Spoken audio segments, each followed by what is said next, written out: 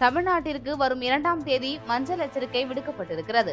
தமிழ்நாடு மற்றும் புதுச்சேரியில் வரும் 2ஆம் தேதி ஓரிரு இடங்களில் கனமழை பெய்ய வாய்ப்புள்ளதாக இந்திய வானிலை ஆய்வு மையம் தெரிவித்துள்ளது. இதனால் தமிழகத்திற்கு மஞ்சள் எச்சரிக்கை விடுக்கப்பட்டுள்ளது.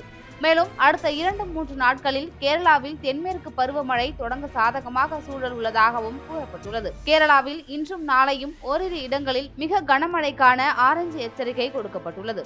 2-3 நாட்களில் தென்மேற்கு பருவமழை தொடங்க வாய்ப்புள்ளதாகவும் கூறப்படுகிறது. இதற்கிடையே ராஜஸ்தான், பஞ்சாப், ஹரியானா, சண்டிகர், டெல்லி, உத்தரப்பிரதேசம் ஆகிய மாநிலங்களில் இன்று கடும் வெப்ப அலை வீச வாய்ப்புள்ளதாக இந்திய வானிலை ஆய்வு மையம் எச்சரிக்கை விடுத்திருக்கிறது. மேலும் தென் தமிழக பகுதிகளின் மேல் ஒரு வளிமண்டல கீழடுக்கு சுழற்சி நிலவுகிறது.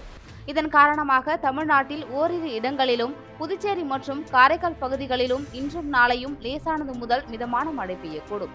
அத்துடன் ஜூன் 2 மற்றும் 3ஆம் தேதிகளில் தமிழ்நாட்டில் ஒரு சில இடங்களிலும் மழை பெய்யக்கூடும். சென்னை மற்றும் புறநகர் பகுதிகளில் அடுத்த 24 மணி நேரத்திற்கு வானம் ஓரளவு மேகமூட்டத்துடன் காணப்படும்.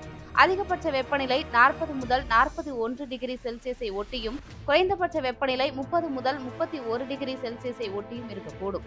அடுத்த 3 நாட்களுக்கு அதிகபட்ச வெப்பநிலை தமிழ்நாடு, புதுச்சேரி மற்றும் காரைக்கால் பகுதிகளில் பொதுவாக 2 முதல் 3 டிகிரி செல்சியஸ் படிப்படியாக உயரக்கூடும்.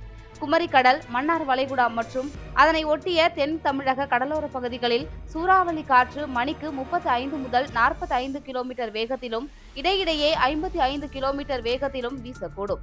மீனவர்கள் இப்பகுதிகளுக்கு மீன்பிடிக்க செல்ல வேண்டாம் என வானிலை ஆய்வு மையம் எச்சரிக்கை விடுத்துள்ளது.